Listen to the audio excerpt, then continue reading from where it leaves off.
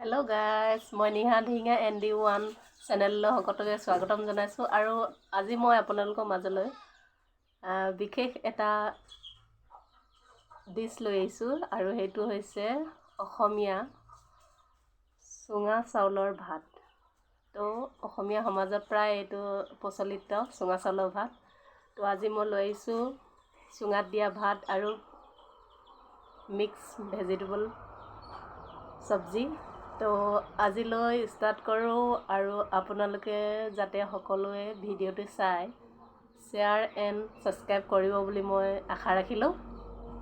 তো আজি ভিডিঅ'টো ষ্টাৰ্ট কৰোঁ আৰু আপোনালোকে সকলোৱে ভাল পাব বুলি আশা কৰিলোঁ।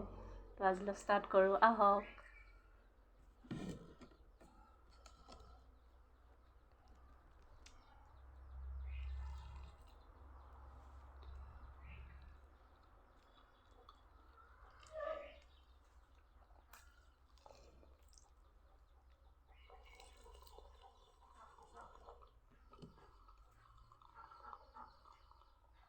বিহ জলকীয়া আচাৰ বনাই থৈছিলোঁ।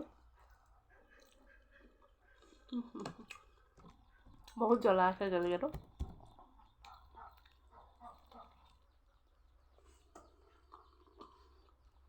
প্ৰায় মানুহে গাখীৰ আৰু চেনিৰ চুঙা চাউলটো খায়, কিন্তু চব্জিৰ লগত খোৱা সোৱাদটোৱে বেলেগ। ইয়াৰ এটা ধুনীয়া আমেজ আছে।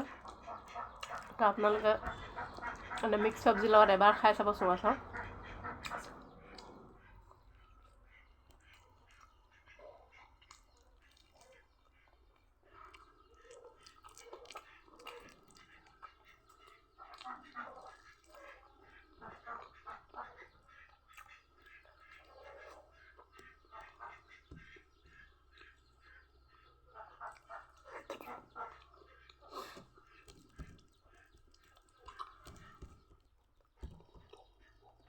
অতি সুন্দৰ হৈছে।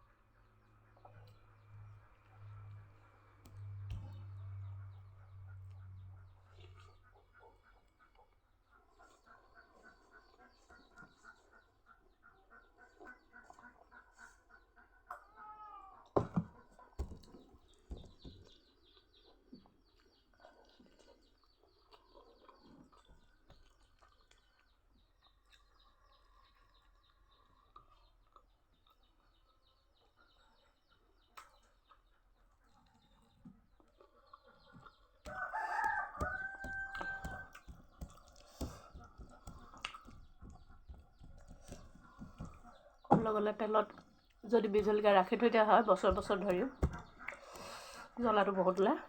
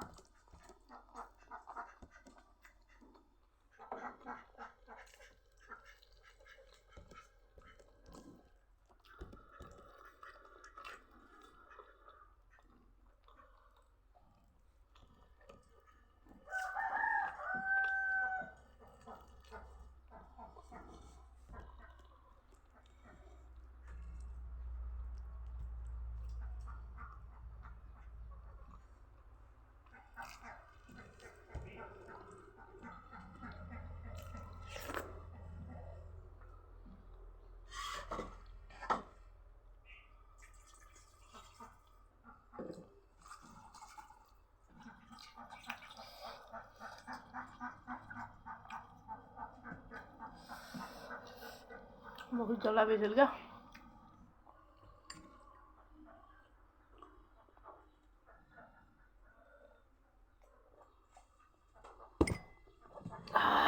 অলৰেডি পেট বহুত ভৰি গ'ল আৰু হয়তো খাব নোৱাৰিম চাগে আশা কৰোঁ আপোনালোকে এই ভিডিঅ'টো চাই বহুত ভাল পাইছে বুলি আৰু যদি মোৰ ভিডিঅ'টো আপোনালোকৰ মাজলৈ অনাৰ বাবে ভাল হৈছে বা ভাল লাগিছে তেনেহ'লে please please please subscribe and share কৰিব নাপাহৰিব তো আজিলৈ বাই বাই নেক্সট ভিডিঅ'ত আকৌ লগ পাম আপোনালোকৰ অন্য এটা ডিছৰ লগত বাই